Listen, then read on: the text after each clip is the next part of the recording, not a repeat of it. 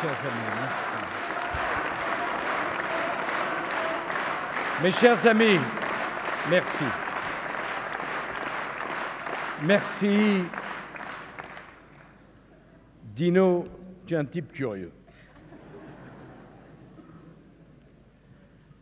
Avant que je devienne président de la République, tu étais mon ami. Je deviens président de la République, tu restes mon ami. Je ne suis plus président de la République, tu es toujours mon ami.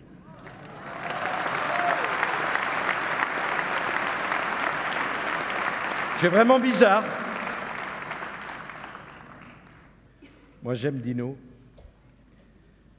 parce que quand on est son ami, il ne vous trahit pas. Et il a compris que la modernité de la politique, ce peut être aussi la loyauté dans la politique.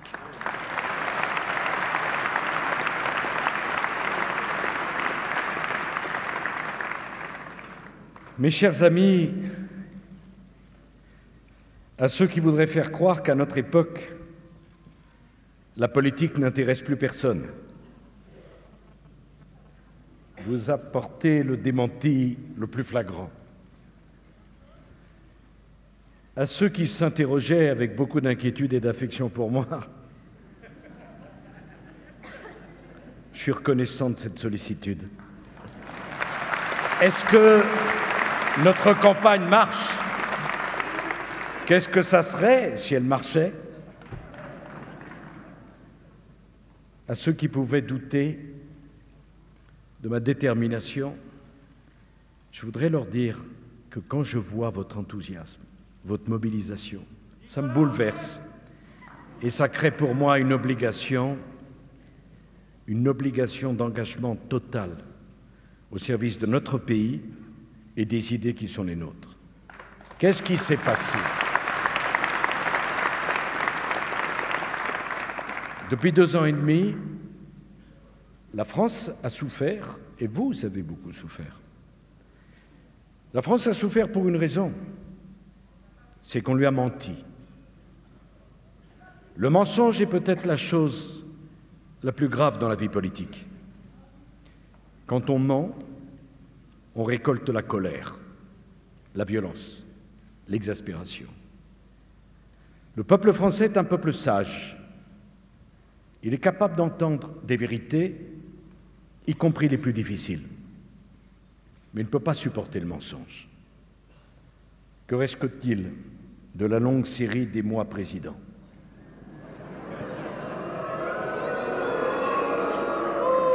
Une longue série de mensonges qui ont abaissé le débat politique, qui ont abaissé la fonction présidentielle, qui ont renforcé la colère dans notre pays. Une colère sourde. Le problème, c'est que quand M. Hollande ment, il ne fait pas simplement du mal à M. Hollande. Il fait du mal à toute la classe politique, à tous les responsables politiques. Parce que nous nous trouvons tous, à Saint-Étienne comme ailleurs, face à cette interrogation. À qui peut-on faire confiance? À qui peut-on croire? Je sens cette inquiétude monter et cette responsabilité peser sur nos épaules. On va se parler franchement ce soir. C'est sur nous que va reposer l'intégralité de la possibilité d'une alternance républicaine. Il y a des millions de Français qui sont en train de décrocher de la République. Il y a des millions de Français qui ne sont plus accessibles au moindre raisonnement et dont la colère emporte toute capacité de patience, de compréhension. Ces gens-là, ils se disent jusqu'où ça va aller. Qu'est-ce qui va rester de notre pays? La France aujourd'hui est confrontée à une question centrale. Les Français savent bien que la mondialisation est un choix inéluctable, que nous allons devoir changer profondément pour résister à la concurrence du monde et exister sur la scène du monde. Ils sont prêts à ces changements, Mais les mêmes Français qui sont prêts au changement pour assumer la concurrence du monde ne veulent pas se sentir étrangers dans leur propre pays. Voilà la question qui nous est posée. Bien sûr changer, bien sûr se moderniser, bien sûr lutter avec la concurrence des autres. Mais ce qu'on a reçu de nos parents et de nos grands-parents, on veut pouvoir le transmettre à nos enfants et à nos petits-enfants. On ne veut pas que nos paysans changent, on ne veut pas que notre culture change, on ne veut pas que notre langage, notre langue change. On ne veut pas dissoudre notre identité dans la mondialisation. Oui à la modernisation, non à la dissolution de notre identité, de ce qui fait la fierté de la France et l'histoire de la France. Voilà le sujet central. Ce n'est pas un sujet si simple. Et face à ça, il va falloir dire des choses, faire des choses, affronter des difficultés. Et j'aimerais vous en parler. Si j'ai choisi de me présenter à la présidence de notre famille politique, c'est parce que je ne pouvais pas accepter le spectacle humiliant qu'a donné notre famille politique ces 2 dernières années. Humiliant. Je ne veux faire de procès à personne. Je ne veux faire de reproches à personne.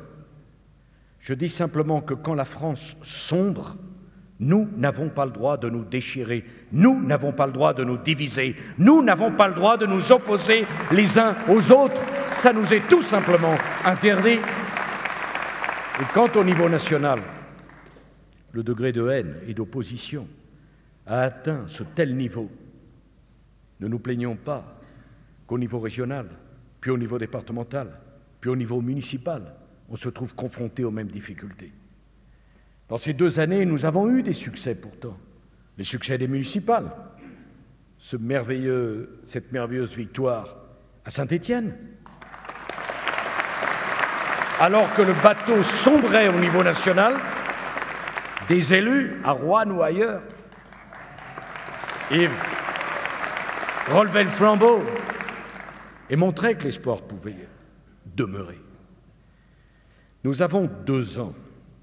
Ces 2 ans doivent être occupés à nous doter d'un projet collectif, à reconstruire une demeure politique où chacun se sentira à l'aise et où chacun comprendra par-dessus tout qu'il n'a aucun avenir sur la faillite de la famille, que la réussite individuelle passera par la réussite collective, au niveau départemental, au niveau régional et au niveau national. C'est l'enjeu.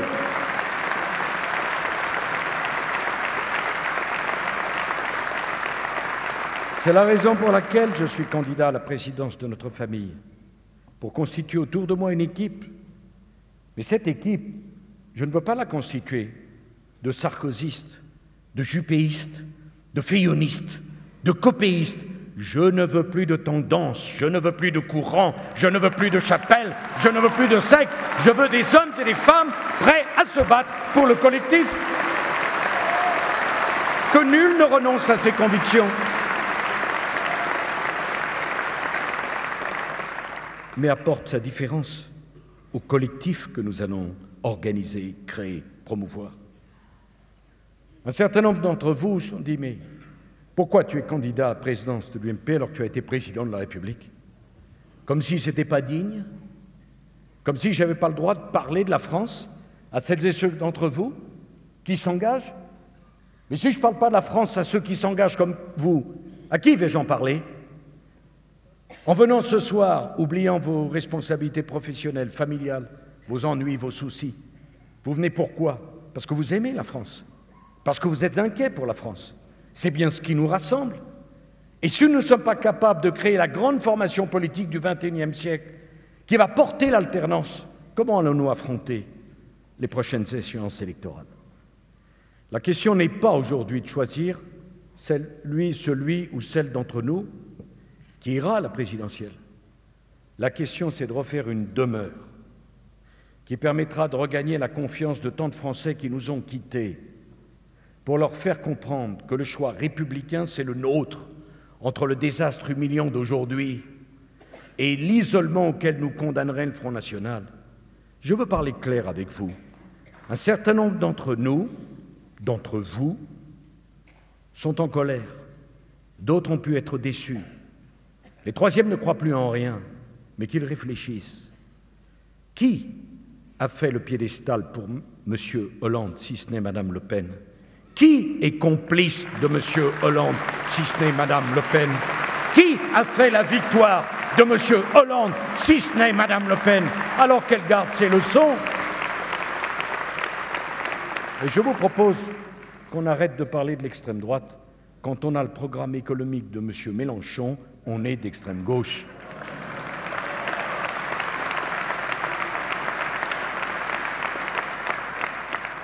À ceux qui sont exaspérés, qui sont en colère, je répondrai à vos questions, pensant qu'on n'a pas été si loin. Vous pensez que ça ira mieux avec Mme Le Pen, qui choisit comme exemple Mélenchon, qui veut le SMIC à 2 000 € et la retraite à 60 ans?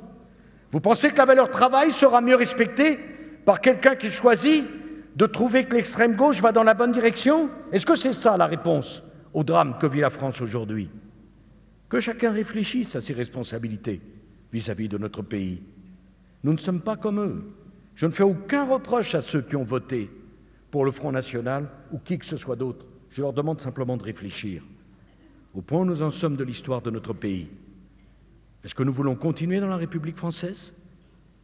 Est-ce que nous voulons être les héritiers de ceux qui ont fait de notre pays la 5e puissance du monde? Ou est-ce que nous voulons passer de l'humiliation d'aujourd'hui à l'isolement demain, qui serait tout aussi humiliant? J'ai choisi de prendre mes responsabilités et de porter ce drapeau. Je sais très bien ce qui m'attend. Je ne me fais aucune illusion. Quand on grimpe à l'arbre le plus haut de la forêt, il ne faut pas se plaindre qu'il y ait plus de vent que sur le petit abrisseau qui se trouve tout en bas.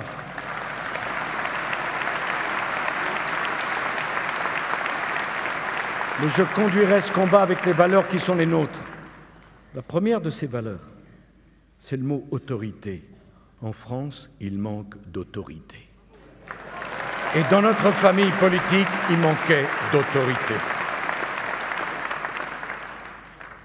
C'est normal que le président de la famille prenne plus de coups que les autres, mais il doit assumer le combat. Et il doit faire régner un minimum d'ordre, un minimum d'organisation. Tout n'est pas possible. Tout le monde ne peut pas inventer une nouvelle ligne chaque jour parce qu'il est invité à la radio et à la télévision. Je vous ferai débattre, vous voterez, et une fois qu'on aura voté, il y aura une ligne dans la famille politique. Pas une ligne par candidat à la candidature, aux primaires, à l'élection présidentielle. L'autorité. Il va falloir aussi qu'on se mette d'accord sur un certain nombre de sujets forts. Regardez ce qui s'est passé aux dernières élections européennes, parce que nous n'avons pas été au fond des débats, parce que nous n'avons pas tranché des questions centrales, parce que nous n'avons pas porté le drapeau qui est le nôtre, parce que nous avons voulu concilier tout. Nous avons pris le risque d'être inaudibles sur tout. Il faudra dire les choses comme elles se présentent, et non pas biaiser avec un certain nombre de questions qui sont centrales pour les Français. Qu'est-ce que ça veut dire, appartenir à la droite républicaine? Qu'est-ce que ça veut dire, défendre l'idée de la République? Il va falloir qu'on se mette au clair avec nos idées. Cela veut dire que dans la République, on ne peut pas faire n'importe quoi. Parce que la République, ce n'est pas simplement la démocratie, c'est un peu plus. Dans la République, il y a une seule communauté nationale, il n'y en a pas 50. Les comportements communautaires dans la République doivent être bannis parce qu'ils sont contraires à l'idéal républicain.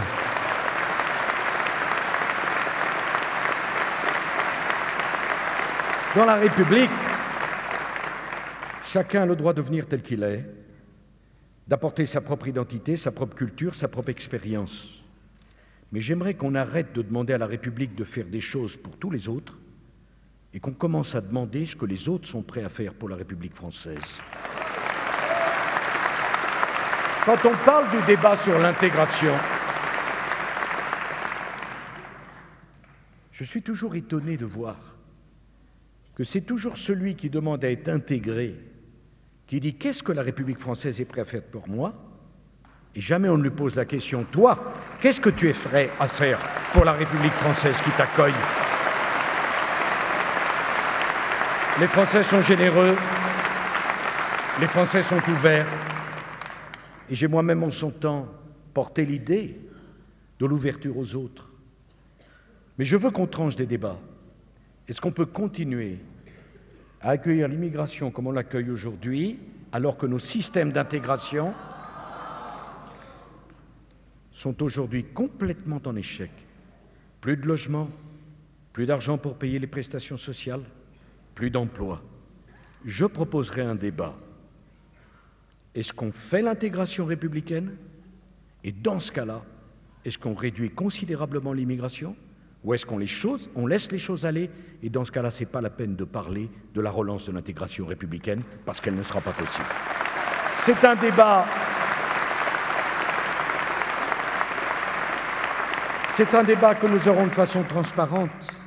Mais je vais vous dire une chose. Jamais, vous m'entendez, je ne porterai l'idée de la fermeture de la France. Jamais je ne porterai l'idée du recroquevillement de la France derrière une nouvelle ligne Maginot. À vos grands-parents, on leur a fait le coup de la ligne Maginot. Et regardez ce que ça a donné. Je sais parfaitement, de par mon histoire et de par mon idéal, que les sociétés meurent de la consanguinité et non pas du métissage. Mais je ne peux pas accepter que la France soit le seul pays au monde qui ne puisse décider librement de qui elle accepte sur son territoire et de qui elle ne veut pas sur son territoire. En tout cas, Philippe, en tout cas, Gaël, en tout cas, mon cher Laurent, ce débat-là, je veux que nous l'ayons de façon approfondie. De la même façon, je veux qu'on se mette d'accord sur les mots. Chacun y va de sa petite musique. L'intégration, sachant même pas ce qui est de signification derrière. Je veux aussi qu'on parle d'assimilation. L'intégration, ça veut dire j'arrive tel que je suis. L'assimilation, ça veut dire si j'arrive chez toi, j'adopte ton mode de vie, j'aime ta culture et je parle ta langue. C'est pas tout à fait la même chose. Ça ne veut pas dire que les nouveaux qui arrivent n'apportent pas leur sensibilité, cher Michel. Mais ça veut dire que la République française, son idéal, l'identité française, la culture française, pour nous, nous la mettons au-dessus de tout. Parce que si nous ne la mettons pas au-dessus de tout, si nous ne sommes pas fiers de notre identité, qu'est-ce qu'on aura à partager avec les autres? Rien. Je veux également qu'on ait un débat sur les valeurs qui peuvent nous rassembler. Pardon, je n'ai pas changé. Et ici, dans ce Forez, dans cette ville de Saint-Étienne, dans cette région, on sait ce que c'est que le travail. Je veux dire que je me mets à la place de celui qui travaille toute la journée et qui se dit en travaillant toute la journée, à la sueur de mon front, au fond, à quoi ça sert, puisque je n'aurai pas de quoi faire vivre mes enfants mieux que moi-même j'ai vécu. Cette question-là, elle est centrale. Elle n'est pas anecdotique. Je n'irai pas expliquer à un ouvrier de l'industrie de l'armement de votre département, de votre région, que la crise existe parce qu'il y a des gens qui gagnent 1 200 € par mois.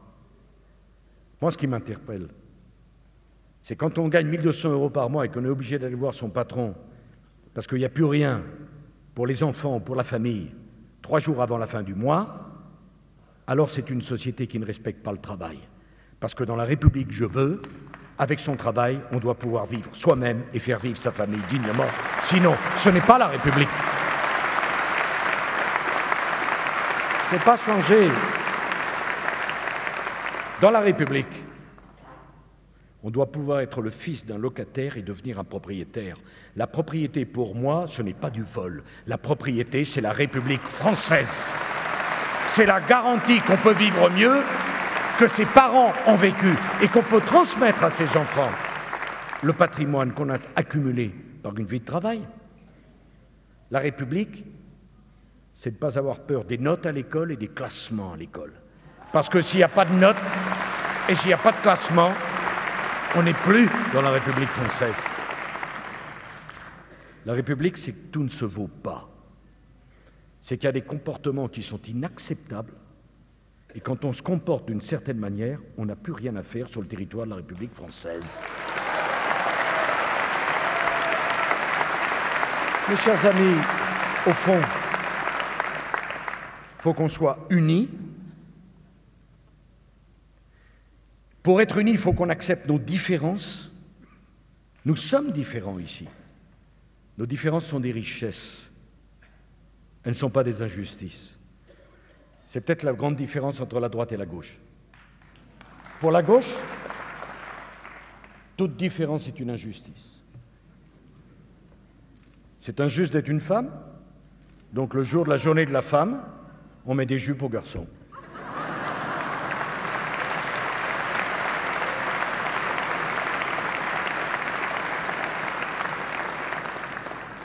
Pour eux, c'est facile. Si vous êtes tous en retard, il n'y a plus d'injustice, puisque personne n'est à l'heure.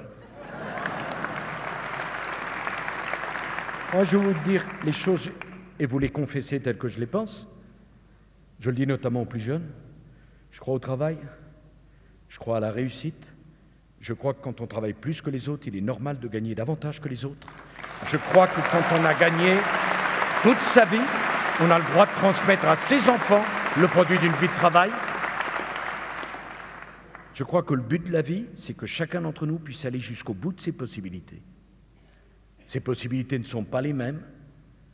Il y a des hyperactifs, j'en connais. Il y a des contemplatifs, j'en connais aussi.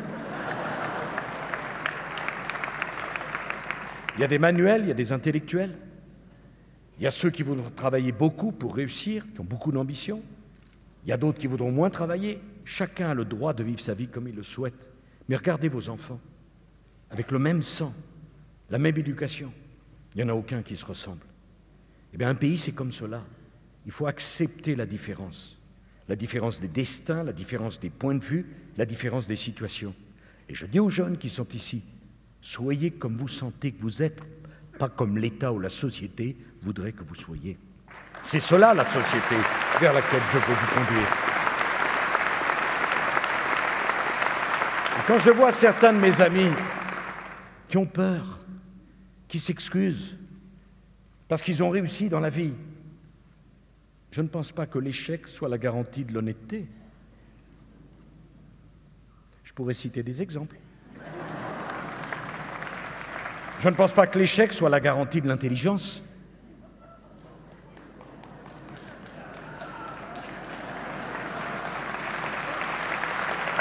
Et mes chers amis, je ne voudrais pas que dans notre pays, il n'y ait d'avenir que pour celui qui veut être protégé par un statut, par une norme, par une règle, parce que le nivellement et l'égalitarisme, ce ne sont pas les valeurs de la République française.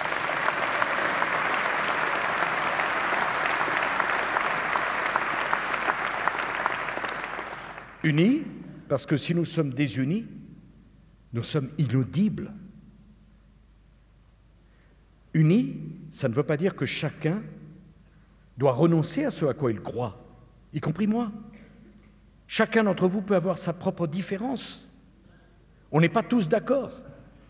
Nathalie, Laurent, Gérald, Brice, les autres, moi.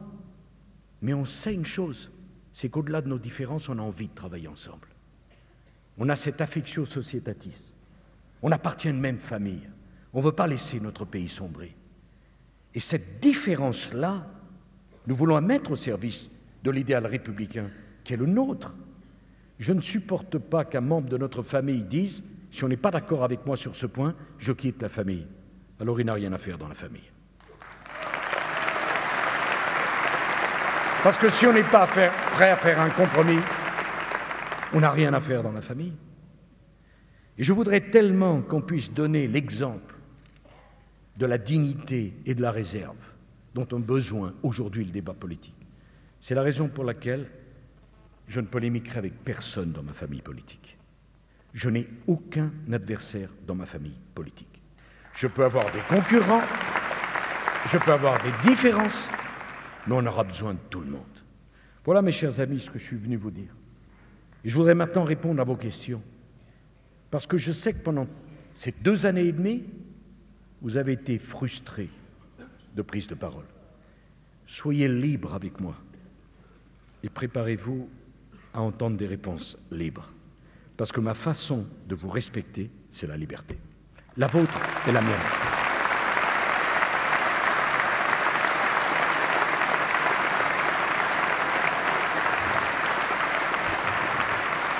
Première question.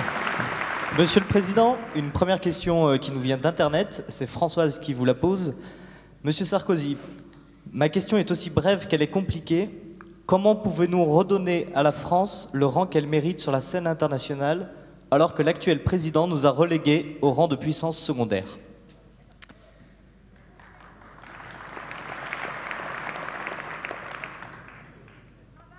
Nous allons avoir un débat absolument central qui va nous imposer un changement dans notre système de réflexion quant à notre idéal politique. Jusqu'à présent, chacun se définissait par rapport à son histoire politique. Il y avait les libéraux, les indépendants, cher Pascal, les centristes, cher François, les gaullistes, et il y avait toute la palette des courants politiques traditionnels de notre vie politique. J'aimerais tellement vous faire comprendre que ce débat a explosé avec la mondialisation. Aujourd'hui, le vrai clivage, il est celui-ci. Il y a ceux qui pensent qu'on peut s'exonérer du monde. Nous sommes 65 millions, il y a 7 milliards d'habitants sur la planète. Et il y a ceux dont je suis qui pensent qu'on ne peut pas s'exonérer du monde. Et que la définition de la politique qu'il faut pour la France doit tenir compte de ce que font les autres. Je peux accepter que la France ait des problèmes de compétitivité par rapport à la Chine. Je ne peux pas accepter que la France ait un problème de compétitivité par rapport à nos voisins et amis européens, parce que c'est inacceptable. Parce qu'à ce moment-là, il ne va plus rester une seule usine sur le territoire de la République française. La question n'est pas de savoir ce que pensait Ricardo ou Adam Smith. La question n'est pas de savoir, Yves, si je suis libéral ou centriste, si je suis social-démocrate ou de droite.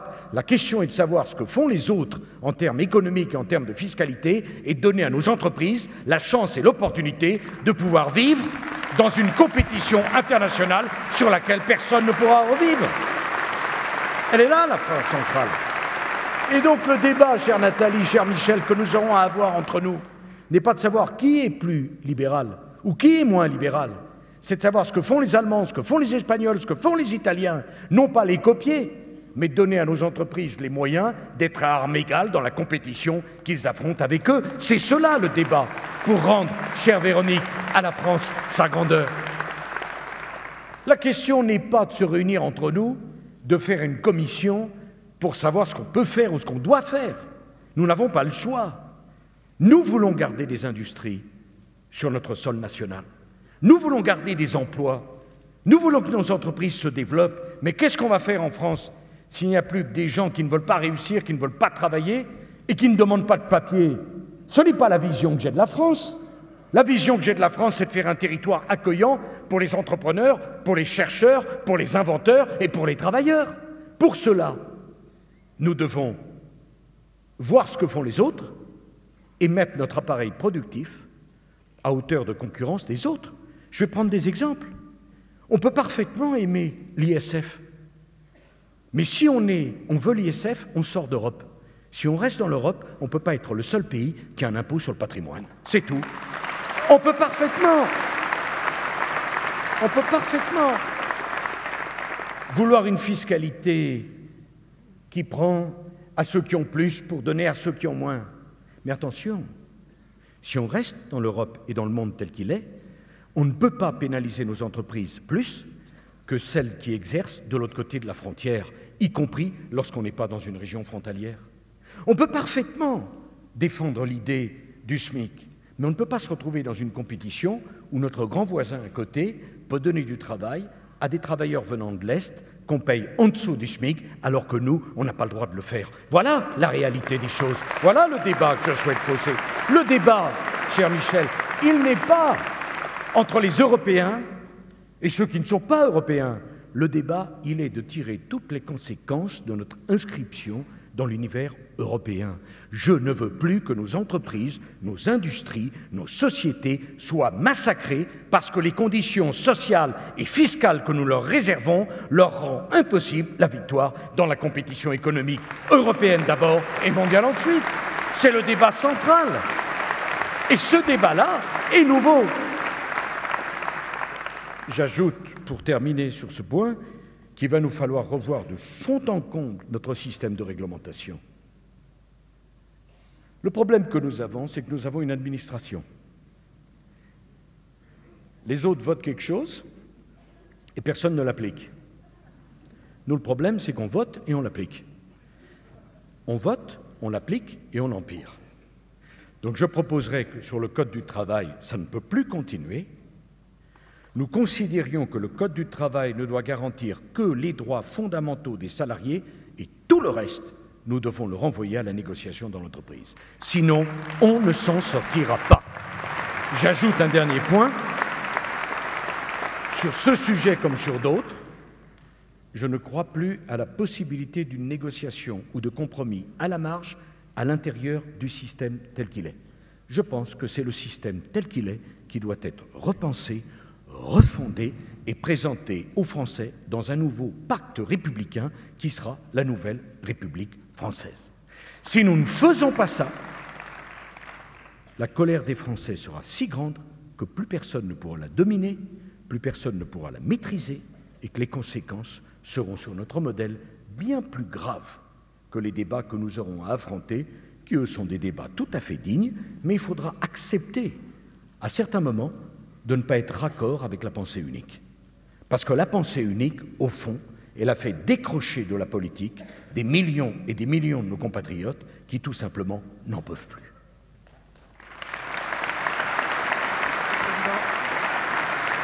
Monsieur le Président, une question dans les gradins, à votre gauche. Bonsoir, Monsieur le Président. On est à 10h ou 11h. On n'a pas la même montre, hein. Ici, Monsieur le Président. Donc bonsoir, je me présente Michael Ravatel, donc je suis de l'Ain, et ma question sera portée sur votre, on va dire votre passage pendant 2 ans et demi, votre regard différent de président ou d'être, enfin ou d'acteur. Qu'est-ce qui vous a renforcé pendant ces 2 ans et demi, ce temps, et comment vous allez réussir à la fin du mandat de M. Hollande pour rassembler tous les Français? Bon, il y a au moins 25 questions dans la question, mais je vais essayer de vous répondre. Pendant ces 2 ans et demi, il n'y a pas une minute où je n'ai pas pensé à ce qu'on avait fait, réussi, raté, à ce que j'aurais dû faire différemment, à ce dont j'étais fier, à ce qui m'avait frustré et à ce qui n'avait pas marché. J'y ai pensé à chaque instant. Parce que si vous saviez comme j'ai essayé de faire le mieux possible. Pour moi, je m'appelle Sarkozy, devenir président de la République, ce n'était pas écrit. J'ai commencé au fond de la salle, j'ai monté tous les échelons et je me suis retrouvé là-bas. Ce dont je suis fier, c'est le plus simple. On n'a jamais reculé devant la rue, on n'a pas eu à affronter de violence, je n'ai pas de sang sur les mains, malgré toutes les réformes que nous avons faites.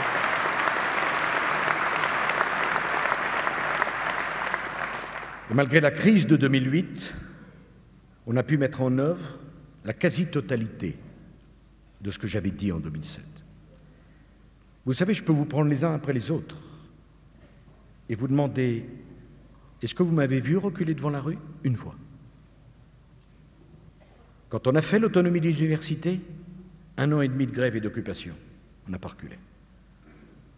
Quand on a fait le service minimum dans les transports en commun, on n'a pas reculé. Quand il a fallu supprimer les droits de succession, on n'a pas reculé. Quand il a fallu faire le bouclier fiscal, et Dieu sait que je n'ai entendu, on n'a pas reculé. Quand il a fallu faire la réforme des régimes spéciaux de retraite que personne n'avait osé toucher, on n'a pas reculé.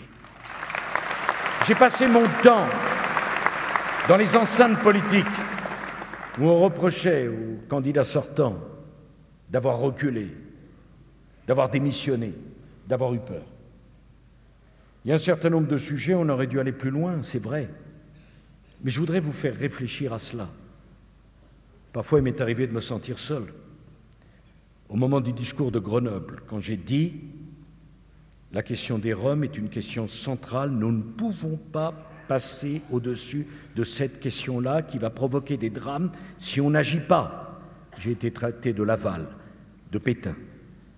Nombreux sont ceux aujourd'hui qui me disent « Il aurait fallu aller plus loin ». Où est-ce qu'ils étaient quand les balles sifflaient? Au moment où je me suis retrouvé là, où est-ce qu'ils étaient? Je ne fais de reproche à personne. Mais voyez la situation aujourd'hui. On aurait dû aller plus loin sur la question de l'immigration, c'est vrai. Lorsque j'ai proposé dans la campagne présidentielle de sortir de Schengen, je persiste et je signe. Je ne crois pas à la réforme de Schengen. Nous devons pratiquer la politique qu'a pratiqué le général de Gaulle, la chaise vide. Nous n'appliquerons plus Schengen 1. Pourquoi? Parce que si nous acceptons la négociation, je connais trop les compromis à Bruxelles. Il leur sortira un truc dont tout le monde sera content et au final, on n'aura rien fait du tout. Parce que voilà ce qui sort de mauvais compromis. On ne résout aucun problème, on gagne du temps. Mais le temps qu'on croit gagner, c'est en vérité pour la République du temps qu'on perd. La vérité de tout cela, c'est qui a pu accepter que les frontières s'abaissent entre États qui n'avaient pas pris la peine avant de discuter d'une politique d'immigration qui devait être la même.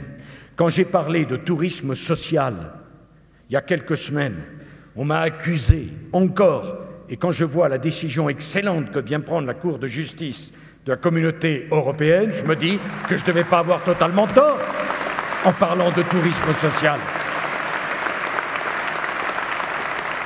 Formidable. Quand nous parlons de tourisme social et que nous ne voulons pas recevoir des gens sur notre territoire uniquement parce que les prestations sociales sont plus élevées sur notre territoire que chez nos voisins, alors ça, c'est un acte de fermeture intolérable. Quand la Cour de justice européenne dit exactement la même chose, ah là, ça devient beaucoup plus raisonnable.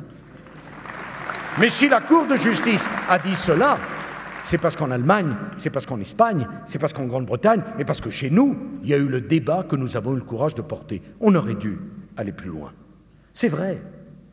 Il y a toute la question de l'insécurité. Là aussi, que l'ai-je entendu pendant 4 ans où j'étais ministre de l'Intérieur? Tu en fais trop, tu vas trop loin. Cet homme est dangereux, disaient les kiosques à Paris. Si vraiment la France n'a qu'un problème avec moi, et qu'il ne doit pas y avoir beaucoup de problèmes pour le ministre de l'Intérieur. Aujourd'hui, la situation est devenue hors de tout contrôle. On peut tout se permettre.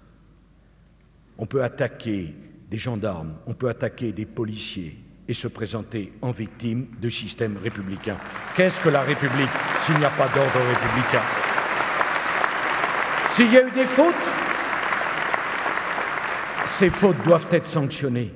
Mais je n'accepte pas qu'on mette a priori en cause les forces républicaines de sécurité. Parce que sans les forces républicaines de sécurité, il n'y a plus de sécurité pour les républicains que nous sommes.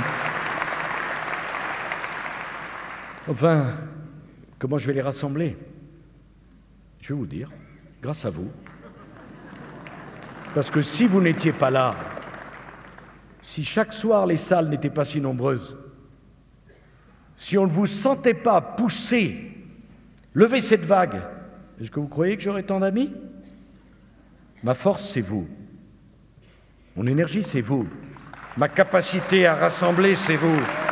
C'est une fois encore vous qui déciderez contre tous les autres. C'est vous. Et vous devez comprendre une chose, c'est que vous avez dans les mains un pouvoir dont vous ne vous rendez pas encore assez compte. Le pouvoir de décider qui sera le président de votre famille, le pouvoir de décider du score du président de votre famille, le pouvoir de décider de la légitimité du président de votre famille. Ma légitimité, elle sera en fonction de l'autorité que vous me donnerez pour l'exercer. C'est vous. C'est personne d'autre.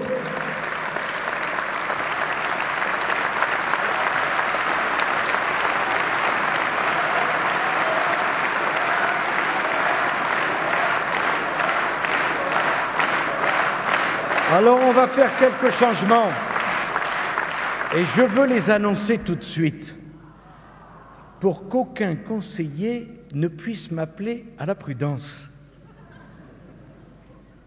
Parce que je sais, vous savez, on fait un meeting, puis après on sort, on dit oui, ils étaient contents, mais...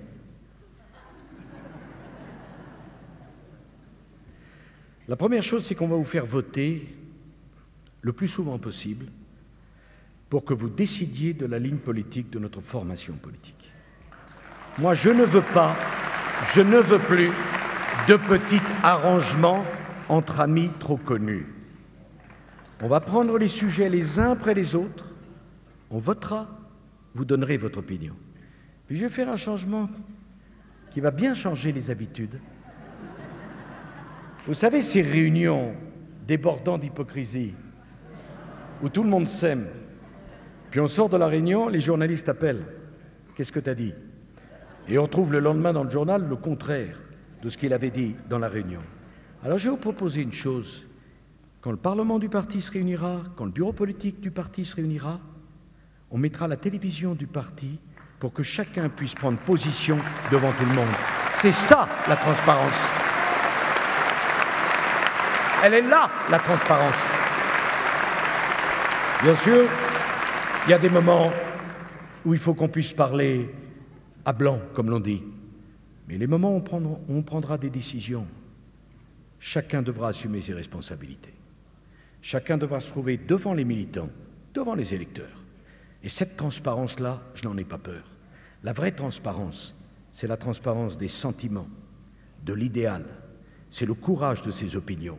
C'est pas la délation parce qu'on sort la feuille d'impôt d'un parlementaire pour monter les uns contre les autres. La vraie transparence, c'est pas la jalousie, c'est pas la délation, c'est pas la vie privée qui est répandue dans un débat public où elle n'a rien à faire.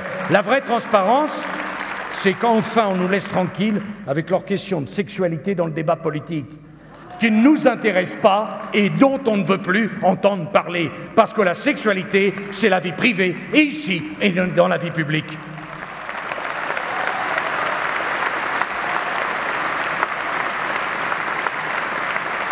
Donc, dans le fonctionnement du parti, les choses vont changer. Elles vont changer beaucoup plus vite et beaucoup plus fortement que vous ne le pensez. Oh, je sais très bien qu'on m'attend en tournant. Mais croyez-moi, j'ai l'intention de prendre la ligne droite. Donc, ceux qui pensent au tournant, ils attendront longtemps.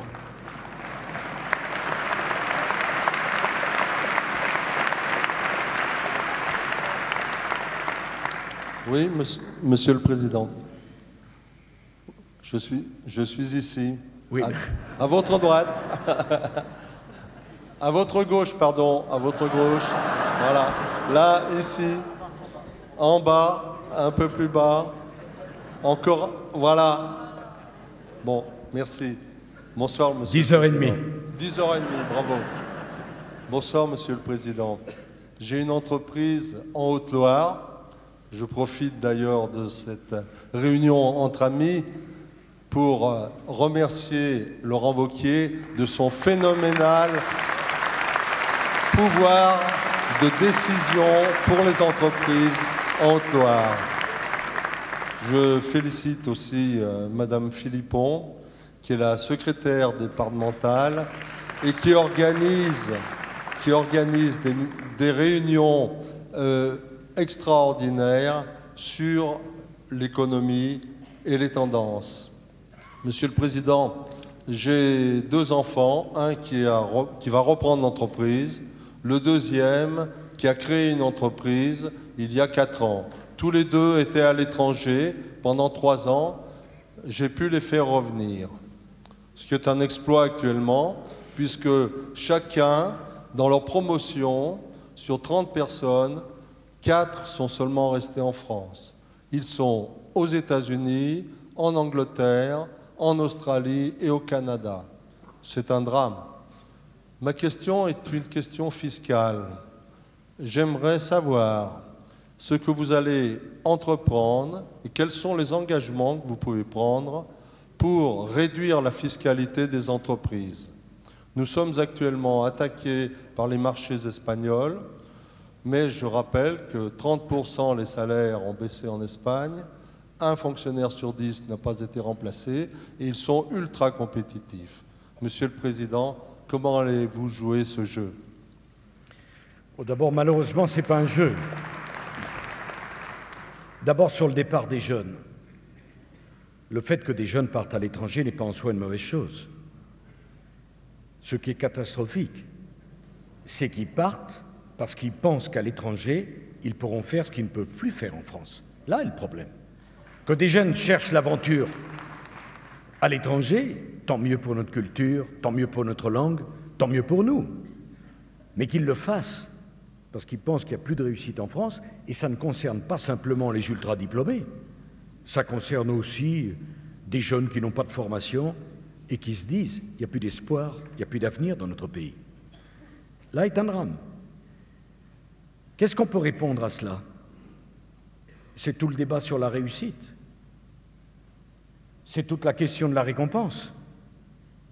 C'est même la question sur la place de l'argent dans la société. Le président de la République nous avait expliqué pendant la campagne de 2012 qu'il n'aimait pas les riches. Maintenant, on sait qu'il n'aime pas les pauvres non plus.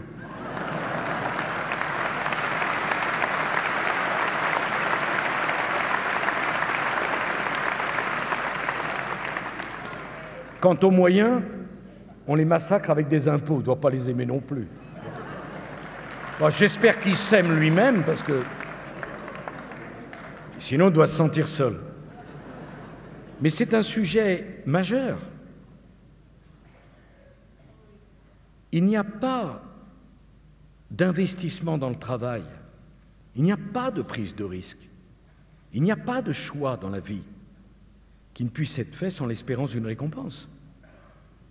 Si la récompense est vécue comme quelque chose de mal, qu'on doit dénoncer, si la récompense est interdite, si que l'on travaille ou que l'on ne travaille pas, on a la même note, que l'on prenne des risques ou que l'on ne prenne pas de risques, on a le même patrimoine, que l'on se lève tôt ou que l'on ne se lève pas tôt, on a la même maison, pourquoi se lever tôt? Pourquoi travailler? Pourquoi prendre des risques? La question de la récompense est centrale. Quand j'ai vu certains de mes propres amis réfléchir à la possibilité d'encadrer le niveau des salaires dans une entreprise, je me suis dit, est-ce qu'ils sont devenus fous? Quand on a la chance d'avoir Bill Gates ou Steve Jobs, on ne regarde pas ce qu'ils ont sur leur compte en banque, on regarde le nombre d'emplois qui ont été créés parce qu'un pays a la chance d'avoir des génies de cette ampleur. Si tout dans la société n'est qu'une question de jalousie, d'envie, de dénonciation, de détestation, de tout ce qui brille, de tout ce qui réussit, de tout ce qui avance, de tout ce qui est grand, de tout ce qui voit loin, et quelle image donne-t-on à nos enfants? Qu'est-ce que c'est la leçon de la vie? C'est de prendre des risques. Vous tous qui êtes ici, vous avez pris des risques? Vous êtes mariés?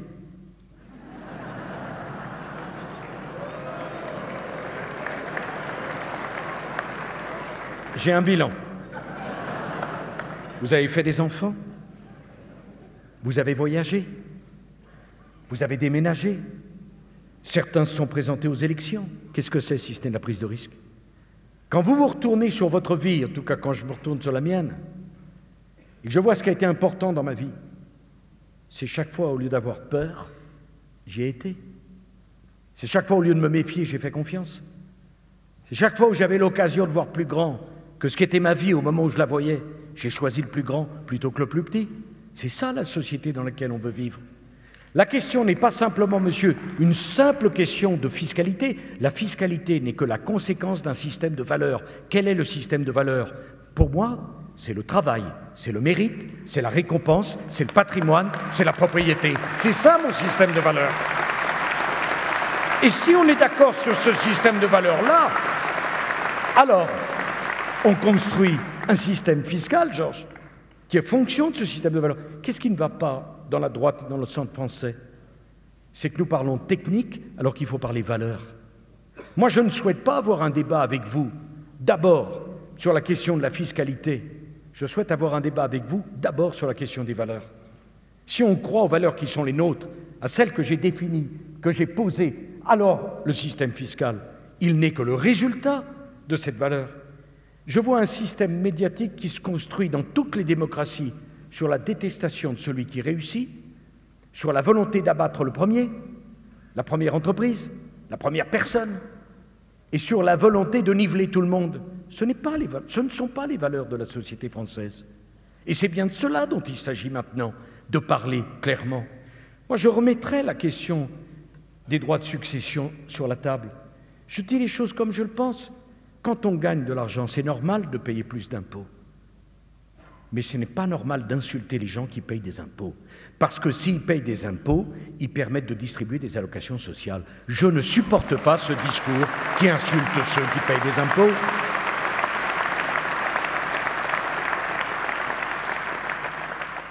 Les droits de succession ne sont pas là pour redistribuer. Nous avons 2 impôts sur le revenu. Un impôt progressif, l'IRPP. Un impôt proportionnel, la CSG. Faut-il encore qu'au moment où on décède, alors qu'on a créé un petit patrimoine et qu'on veut laisser à ses enfants, qu'on doive aussi être spolié, parce qu'à ce moment-là, on considère que la justice, c'est de faire en sorte que celui qui a travaillé toute sa vie ne puisse pas léguer à ses enfants ce qu'il a gagné toute sa vie? Qu'est-ce qu'on préfère? L'injustice,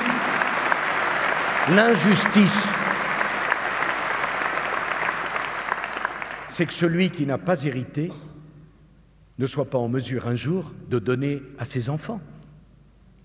La justice, c'est que celui qui a travaillé dur puisse laisser son patrimoine à ses enfants. Elle est là, la justice. Donc vous voyez, monsieur, pour moi, avant même le projet, il y a ce débat sur les valeurs.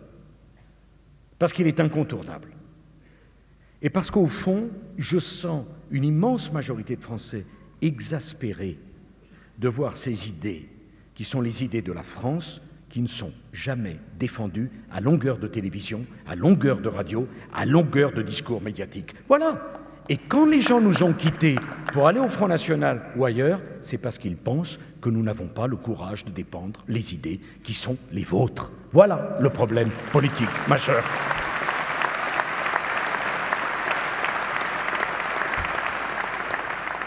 Si à l'arrivée, on se ressemble tous, si on dit la même chose que la gauche, si entre la gauche et nous, il n'y a aucune différence, si chacun veut être le plus moderne aux yeux du dernier journaliste ou de la première émission de télévision, eh bien, alors, mes chers amis, les populistes ont de belles journées devant eux.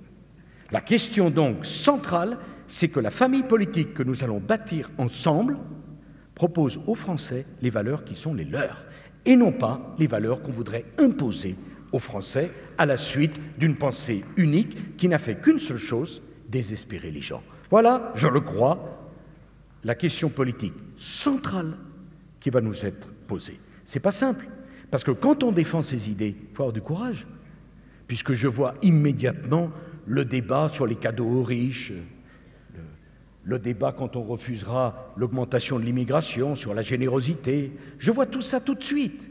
Mais ces débats-là, aujourd'hui, nous devons les affronter, car la situation de notre pays est tellement grave que nous ne pouvons pas faire semblant de ne pas écouter. Et c'est le choix que j'ai fait de me présenter devant vous, pour défendre cela.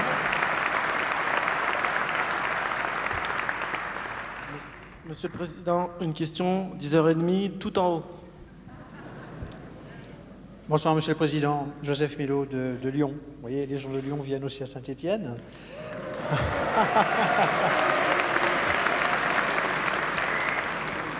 Je vais avoir une question très simple. J'ai cru que vous alliez y répondre tout à l'heure, et je vous remercie d'ailleurs, parce que la transition va être facile. Vous parlez des valeurs. Je suis, comme vous, très attaché aux valeurs. Je suis un ancien cadre et dirigeant d'entreprise. Et j'ai failli me détourner, comme beaucoup de concitoyens de la politique, lorsque l'on voit l'exemple désastreux des politiciens. Depuis que je vous écoutais à Eurexpo, vous vous souvenez, l'ambiance extraordinaire, il s'est passé beaucoup de choses, et pas que des belles choses, dans la mesure où, encore une fois, beaucoup d'entre nous se détournent des élus de par le mauvais exemple que trop souvent ils donnent, et aussi parmi vos amis, très malheureusement. Bien sûr, c'est pas, je ne m'adresse pas à vous personnellement, mais tout au contraire. Ma question est simple, que pensez-vous faire pour inverser cela et redonner de la valeur au monde politique? Je me souviens de cette réunion au Parc des Expositions, quand je pense qu'on disait les Lyonnais froids. C'était un samedi après-midi, et je me souviens de la forêt de drapeaux, et je me souviens de votre enthousiasme. Mais je vais répondre à votre question. D'abord, je vais vous dire une chose, et vous le prendrez certainement bien. Si ici, qui que ce soit, ici ou à l'extérieur, n'est pas content de la classe politique, surtout qui ne se gêne pas, qui se présente aux élections et qui prennent la place de la classe politique. C'est simple. Je connais la vie politique. Je n'avais aucune relation quand j'ai commencé. J'avais un de mes amis qui est là ce soir, Brice. On a commencé tous les deux. Je n'avais pas de relation, je n'avais pas de mandat. Je vais vous dire une chose, même les femmes et les hommes politiques dont je ne partage pas les idées, j'ai toujours respecté une personne qui se présente aux élections. C'est dur. Parce qu'on ne met pas simplement sa carrière professionnelle en jeu. Quand on est battu, c'est un peu plus qu'un échec professionnel. C'est un échec personnel. C'est digne et c'est noble. Vous dites que vous êtes un cadre, je connais le monde de l'entreprise. Quand vous avez un échec professionnel, il y a votre famille qui le sait. Il y a votre univers professionnel qui le connaît. Quand vous avez un échec politique, tout d'un coup, dans la rue, on vous regarde différemment. L'échec éloigne de vous les gens.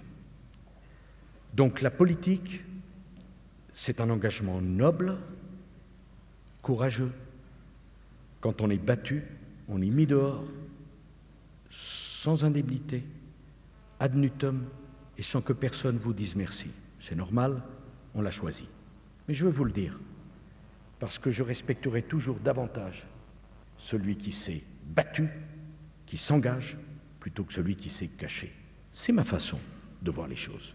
Je vois à la longueur de journée dans les émissions des grands spécialistes qui ne sont jamais présentés aux élections. Je vois des gens qui donnent des conseils, qui n'ont jamais monté une entreprise. En général, quand on est un expert, c'est qu'on n'a pas fait grand-chose. Parce que sinon, on serait un acteur.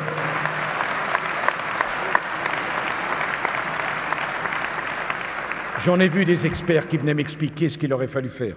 Je me suis toujours demandé pourquoi ils ne l'avaient pas fait. Troisièmement, dans la politique comme ailleurs, il y a des gens qui fautent. Et ces gens-là doivent être sanctionnés et doivent payer pour leurs erreurs. Il ne doit y avoir aucune faiblesse, aucune indulgence. Mais je veux que vous sachiez une chose, il n'y a pas plus de gens malhonnêtes dans la politique que dans aucun autre milieu, contrairement à ce qui est raconté lâchement partout. Je vais vous dire autre chose. Ça me fait plaisir de vous le dire, d'autant plus que je ne suis plus parlementaire.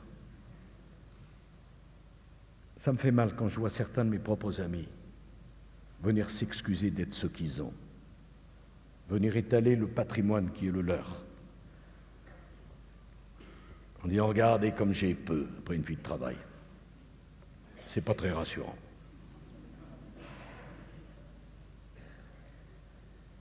Qu'il y ait des règles de transparence, je l'accepte bien volontiers.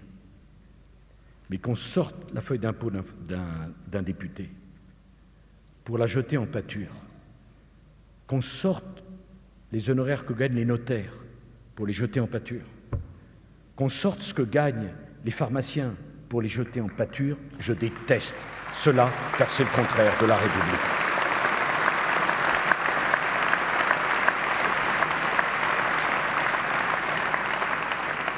Et puisque vous posez la question gentiment, vous n'êtes pas concerné. Moi, je suis concerné, je vais vous en parler de moi. Je ne connais pas un Français qui ait été aussi examiné par le fisc, par la police et par la justice que moi.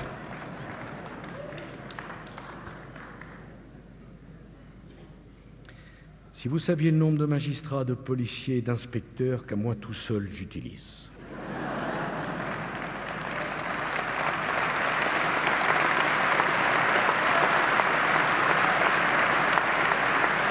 Monsieur, je suis ancien président de la République, je ne suis pas au-dessus des lois, mais je ne suis pas en dessous des lois. Quand je pense qu'ils ont été jusqu'à écouter les conversations avec ma femme, avec mes enfants, pendant des mois, c'est une honte.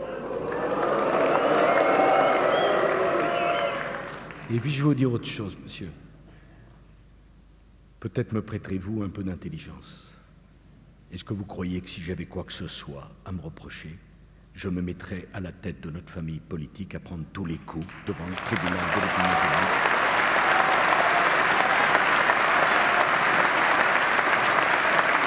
Je vais vous dire une chose. Je vais vous dire une chose.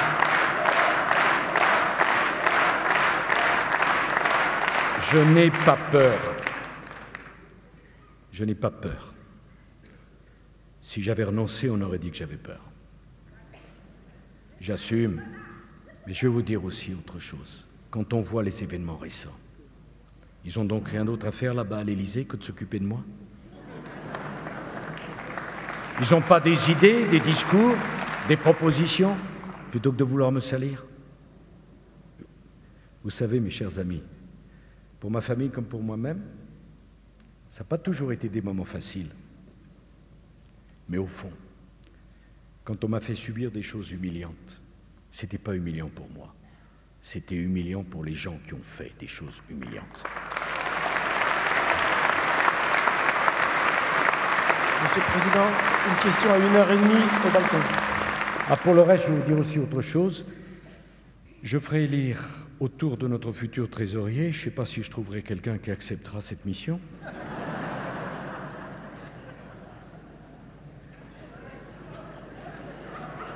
Parce qu'une fois qu'on l'a accepté, on se fait insulter, mais on est bien content de trouver quelqu'un qui fait le travail. Je ferai élire, autour de ce trésorier, une commission de 10 militants élus par vous, qui vérifieront les comptes. Moi, je ne vais pas me faire entourer d'inspecteurs des finances ou de conseillers à la Cour des comptes.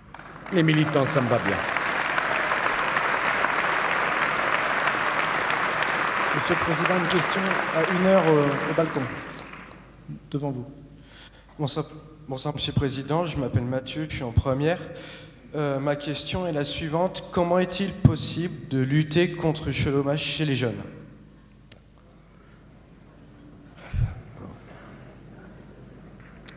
La question d'ailleurs n'est pas le chômage chez les jeunes. La question c'est le chômage tout court.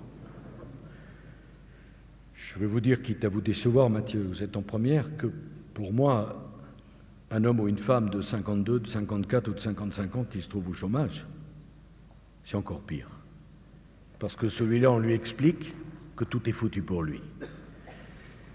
Comment on va s'en sortir et qu'est-ce qu'on peut faire? Nous allons avoir à créer les conditions d'un choc massif. La France doit rester une terre de production. Pour lutter contre le chômage des jeunes ou des moins jeunes, il faut des entreprises, il faut des commerces, il faut des usines, il faut des sociétés, il faut des laboratoires, il ne faut pas simplement que des administrations. Donc il y a deux choses à faire. Nous n'aurons pas le choix.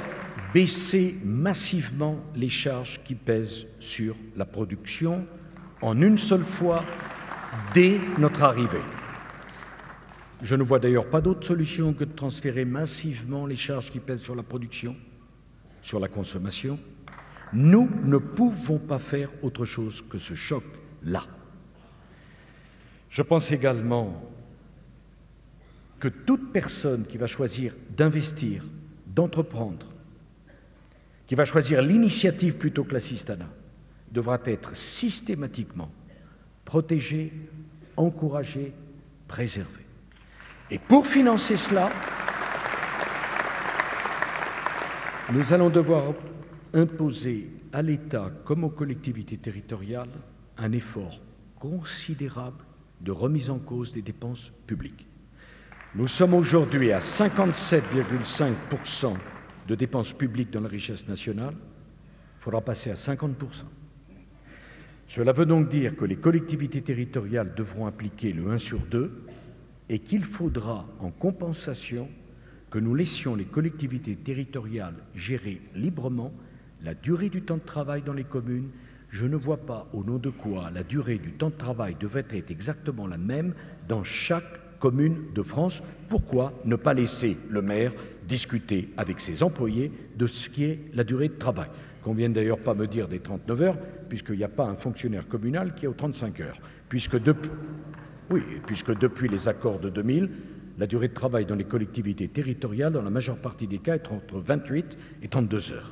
Donc la question de la négociation des maires dans les collectivités territoriales est centrale.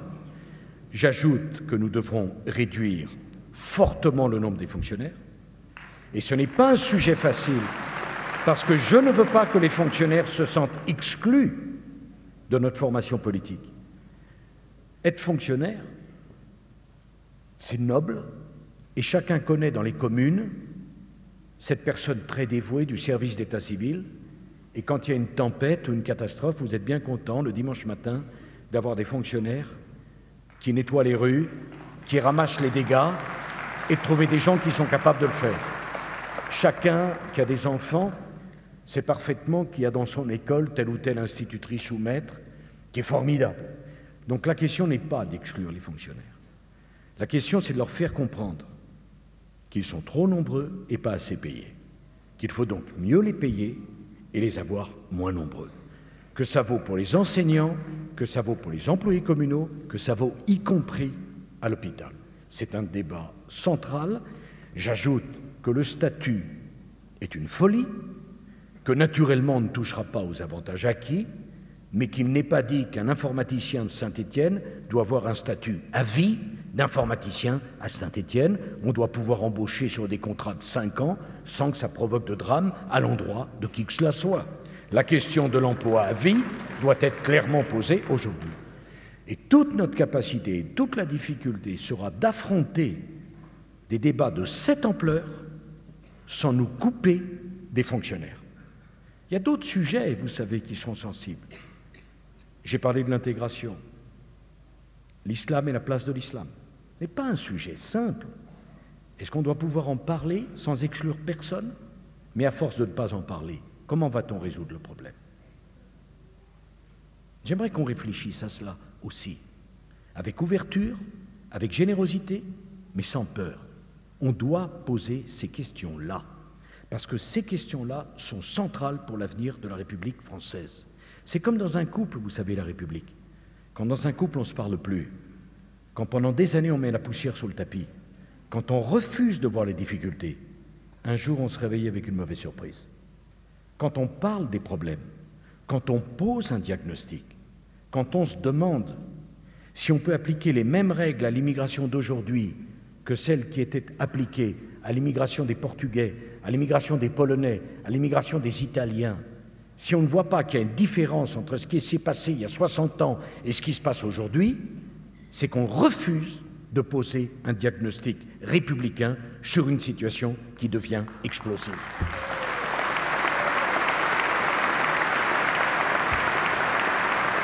Je déteste les amalgames.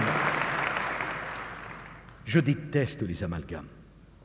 Et l'immense majorité de nos compatriotes qui sont de confession musulmane veulent vivre heureux en France, sont respectueux des lois, ont toute leur place ici. Mais dire que poser la question, c'est déjà choquer, c'est faire une erreur magistrale. C'est de ne pas comprendre l'immense difficulté à laquelle nous sommes confrontés. Et vous savez, les élites ont la magie de dissimuler les problèmes que le peuple a compris, a pressenti. Et le décalage entre les élites et le peuple vient très exactement de cela. Le peuple comprend avant les élites, contrairement à ce que pensent les élites.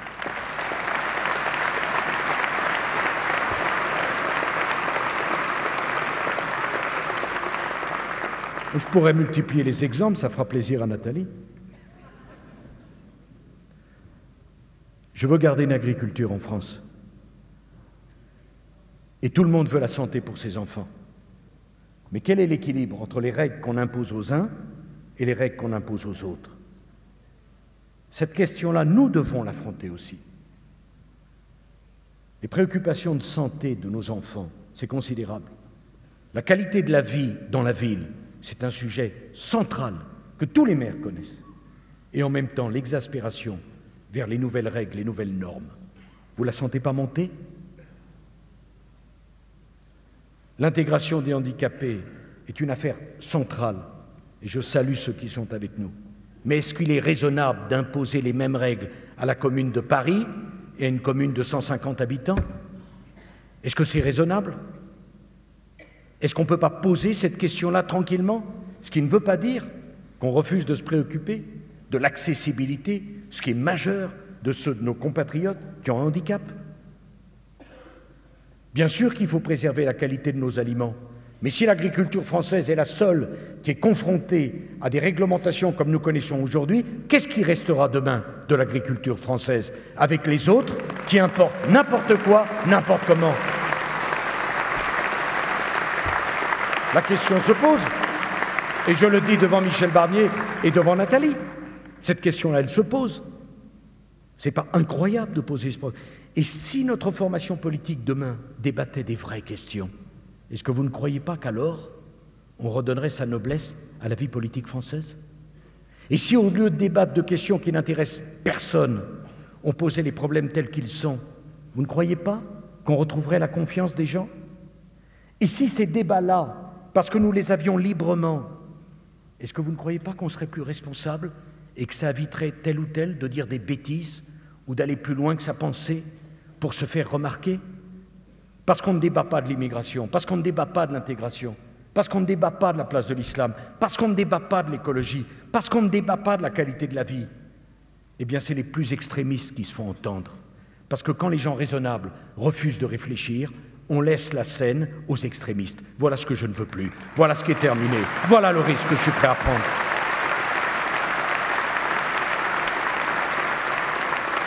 Continuons.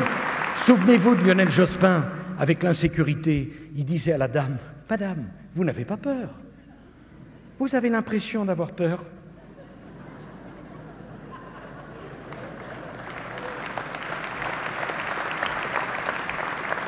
Vous imaginez à l'échelle des médecins? Monsieur, vous avez pas mal. Vous avez l'impression d'avoir mal. Eh bien, il en va ainsi pour le débat politique. Pendant des années, on n'a pas débattu à fond des sujets qui étaient les vôtres. Et c'est pour ça que les gens se sont détournés de nous, beaucoup plus que pour d'autres raisons, beaucoup plus que la question des affaires. Beaucoup plus que la déception qu'on a été au pouvoir, c'est le refus d'assumer les problèmes tels qu'ils sont pour présenter une société telle qu'on aurait aimé qu'elle soit. Eh bien, c'est ce décalage-là que je veux résoudre et résorber. Une dernière question peut-être. Si vous saviez l'inquiétude du premier rang... Monsieur le Président, à 2 heures, tout en haut. Monsieur le Président, bonsoir. Alors, je m'appelle Nathalie, je suis femme d'entrepreneur. J'habite en Haute-Loire. Excusez-moi, je suis un peu émue. Depuis longtemps, je trouve que tous les Français devraient payer ne serait-ce qu'1 euro symbolique d'impôt sur le revenu. Parce qu'il est... Parce qu'il est important que tous comprennent que les routes, les écoles, les services, ça ne tombe pas du ciel, c'est l'affaire de tous.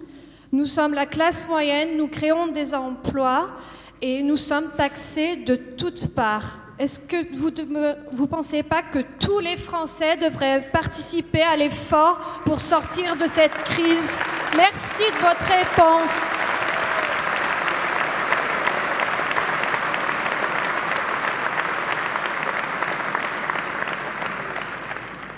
Nathalie, vous avez raison, mais puis-je préciser qu'il ne faut pas s'en tenir au seul IRPP puisqu'il y a la CSG. Ce raisonnement, le vôtre, Nathalie, était parfaitement exact jusqu'en 1989. Il y a 1 Français sur 2, un peu moins, qui paye l'impôt sur le revenu. Mais il y a près de 80% des Français qui payent la CSG.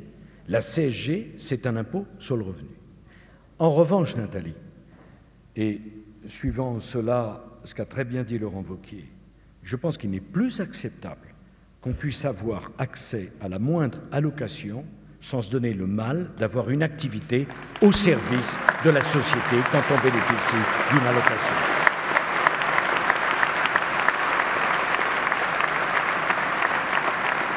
Je pense, Nathalie, voyez-vous, qu'il est plus juste de présenter les choses comme ça, parce que je pourrais ajouter un troisième impôt sur le revenu, qui est la taxe d'habitation.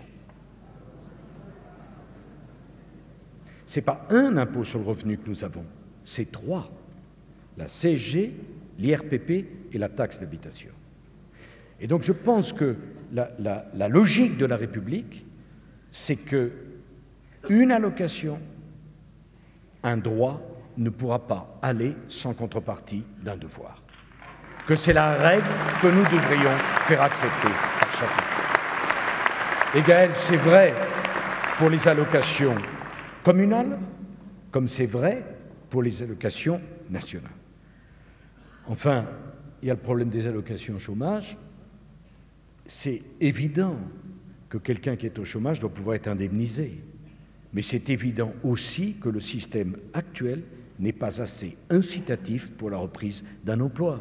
On ne peut pas accepter d'avoir 3,5 millions de chômeurs et 600 000 offres d'emploi qui ne sont pas satisfaites. Ce n'est pas acceptable. On ne peut pas continuer comme cela. Notre système social doit évoluer. Dire cela, ce n'est pas vouloir pénaliser les chômeurs, c'est vouloir qu'on reste moins longtemps au chômage. On ne peut plus continuer comme on l'a fait jusqu'à présent. C'est l'ensemble de notre système qui doit être réinventé. Je dois avouer que j'ai échoué dans le RSA. Je trouve que la modification que nous avons faite n'a pas été assez loin. Martin Hirsch a vu le RSA comme une lutte contre la pauvreté, ce qui est digne. Moi, je voulais du RSA comme un instrument d'insertion. Or, le RSA, aujourd'hui, n'est pas un instrument d'insertion. Pourquoi ? Parce qu'on ne fait pas respecter l'obligation d'une activité en échange du RSA.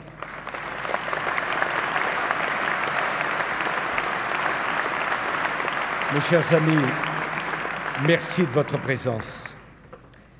Merci de votre soutien. Je voudrais que vous compreniez une chose avant que je reparte vers Lyon pour prendre mon train. Je me suis engagé à 200%. Je ferai tout pour que vous soyez fiers de votre formation politique. Je vous demande de vous engager, vous aussi, à 200%. Parce que sans vous, rien ne sera possible. Merci.